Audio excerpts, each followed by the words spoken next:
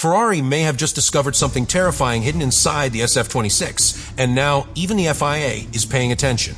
Because after Canada, new evidence reportedly revealed that Ferrari's problems were never just about pace.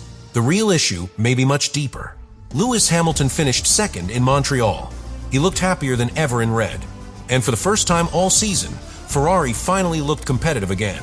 But then Hamilton admitted something that completely changed the mood around the team. Ferrari still cannot compete with Mercedes on the straights. That statement alone shocked the paddock. But what happened next became even worse. Because Ferrari's post-race analysis reportedly uncovered signs that the SF-26 may only work properly inside an extremely narrow operating window. In simple terms, the car behaves perfectly for one driver under certain conditions, then suddenly becomes almost undrivable under slightly different settings. And Canada may have exposed that problem completely. While Hamilton fought Max Verstappen for second place and called it the happiest weekend of his Ferrari career, Charles Leclerc described the exact same car as one of the worst experiences of his entire Formula One life. No tire confidence, no brake feeling, no trust in the balance. At one point, Leclerc admitted he felt like he was going to crash at almost every corner because the tires never entered the correct operating window. Think about how extreme that sounds from a driver of his level. And suddenly, Ferrari's podium no longer looked like proof the team solved its problems. It looked like one driver temporarily surviving a car the team still does not fully understand.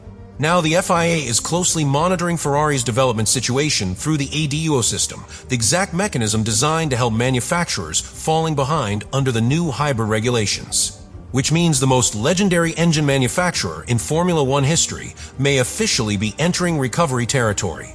And the terrifying part is this. Canada may not have been Ferrari's breakthrough weekend.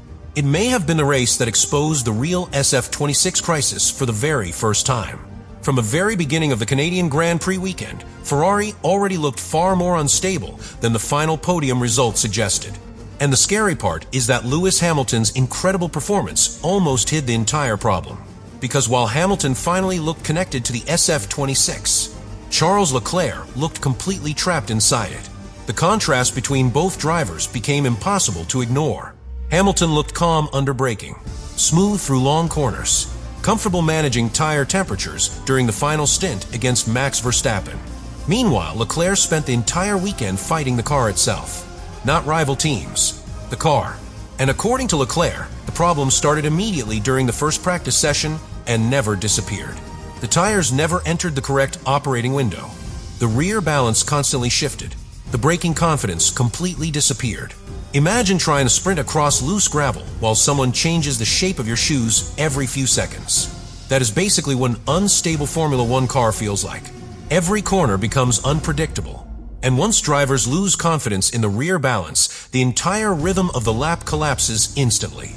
That is why Leclerc's comments after the race sounded so emotional. He openly admitted he felt like he was going to crash at almost every corner because the car never behaved consistently for a single lap. That statement sent massive concern through the paddock, because drivers at Leclerc's level almost never lose confidence completely unless the instability is genuinely severe. And this is where Ferrari's internal analysis after Canada suddenly became so important. According to the information emerging after the race, Ferrari now believes the SF-26 may only perform properly inside an extremely narrow setup and temperature window. That changes everything. Think about balancing a marble on top of a glass bottle. For a moment, the balance looks perfect. Then one tiny movement changes everything instantly.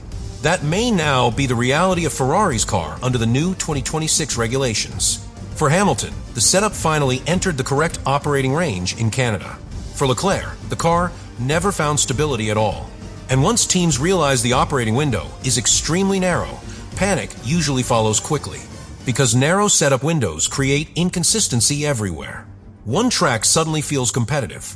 The next feels impossible. One driver suddenly unlocks performance. The other completely loses trust in the car. That appears to be exactly what Ferrari is now experiencing internally. And the terrifying part is that Hamilton's podium may actually be masking how serious the deeper problems still are. Because even during Ferrari's strongest race weekend of the season, Hamilton still admitted the car lacks straight-line speed compared to Mercedes. That weakness changes everything strategically. Overtaking becomes harder. Defending becomes harder. tire temperatures become more difficult to manage because drivers spend longer trapped behind rivals. And according to reports after Canada, Ferrari may already be losing between 22 and 25 horsepower compared to Mercedes. That is enormous under the new hybrid regulations, because these cars now depend heavily on electrical deployment efficiency during acceleration zones. Mercedes appears to have mastered that system much earlier than Ferrari. And now the FIA is closely monitoring Ferrari's situation through the ADUO development system, the mechanism designed to help manufacturers falling behind under the new engine rules. Think about how dramatic that sounds. Ferrari, the most iconic engine manufacturer in Formula One history, potentially needing technical recovery support just to stay competitive. And internally, the emotional tension after Canada may only be getting started, because now Hamilton suddenly looks emotionally connected to the future of the SF-26. Leclerc suddenly looks emotionally exhausted by it. One driver sees progress, the other sees instability. And once that emotional split appears inside Ferrari, pressure usually grows much faster than people expect. And this is where Ferrari's entire season may start becoming emotionally dangerous from the inside. Because after Canada, the biggest problem no longer looks like simple performance. It looks like uncertainty. And uncertainty destroys Formula One teams faster than almost anything else. Think about the emotional state inside Ferrari after Montreal. Hamilton leaves the weekend optimistic for the first time all season. Leclerc leaves sounding mentally exhausted by the car itself. That difference changes the atmosphere inside a garage immediately, because Formula One teams naturally move toward confidence, toward momentum, toward the driver who currently understands the car best. And after Canada, that driver suddenly looks like Lewis Hamilton. That creates another hidden pressure point Ferrari now cannot avoid: development direction, because the engineers suddenly face an incredibly difficult question moving forward. Do they continue evolving the SF-26 around the setup philosophy Hamilton is finally making work? Or do they shift direction trying to recover Leclerc's confidence before the emotional damage becomes worse? Neither option feels safe, because if Ferrari fully follows Hamilton's direction, Leclerc could become even more disconnected from the project over the next races. But if Ferrari changes direction aggressively to help Leclerc, they risk destroying the progress Hamilton finally unlocked. That is the trap Ferrari may now be entering. And the terrifying part is that none of this solves the team's biggest weakness anyway: the straight-line deficit. Hamilton admitted it publicly after the race. Ferrari still cannot match Mercedes on the straights. And according to reports after Canada, the gap may already be between 22 and 25 horsepower. In modern Formula One, that is enormous, especially because the weakness appears structural, not temporary, meaning setup changes alone cannot fully solve it. The problem may be built directly into the power unit philosophy itself. And this is why the FIA's monitoring through the ADUO system suddenly became such a massive story after Canada. Because Ferrari could potentially receive extra development flexibility if the deficit becomes officially confirmed strongly enough through the data. Think about how dramatic that sounds. Ferrari, the most legendary engine manufacturer in Formula One history, potentially needing technical recovery support just to stay competitive. That changes how the paddock views Ferrari immediately. But internally, the emotional consequences could become even more dangerous, because confidence inside Formula One teams spreads quickly. And so does doubt. Right now, Hamilton suddenly looks emotionally invested in the future of the SF-26. Leclerc suddenly looks emotionally disconnected from it. One driver feels progress. The other feels trapped inside a car he no longer fully trusts. And history shows exactly how dangerous that combination becomes inside Ferrari. Every strategy call starts feeling political. Every setup direction creates tension. Every radio message becomes emotional fuel for the media. And the championship pressure only makes everything heavier. Mercedes continues pulling away after major upgrades in Canada. McLaren keeps evolving aggressively. Red Bull still remains dangerous. Meanwhile, Ferrari still looks like a team searching for understanding instead of domination. And that may be the most terrifying part of all. Canada was supposed to feel like Ferrari's breakthrough weekend. Instead, it may have revealed something Ferrari never wanted the world to fully see. The SF-26 still behaves like a mystery. For one driver, that mystery currently feels manageable. For the other, it feels like the beginning of a crisis. And now Ferrari enters the most dangerous phase possible for a team already under pressure. The phase where frustration slowly becomes internal division. Because after Canada, the SF-26 no longer looks like a difficult car. It looks like a car pulling both drivers in completely different emotional directions. Hamilton finally sees hope. Leclerc suddenly sees confusion. And that imbalance can quietly destroy momentum inside a Formula One team faster than people realize. Think about what Ferrari now faces moving into the next races. Every setup decision becomes sensitive. Every development package becomes political. Every bad session creates even more pressure. Because now the garage is emotionally split in two completely different ways. Hamilton believes the car can still be unlocked. Leclerc is no longer sure the car even behaves predictably enough to trust consistently.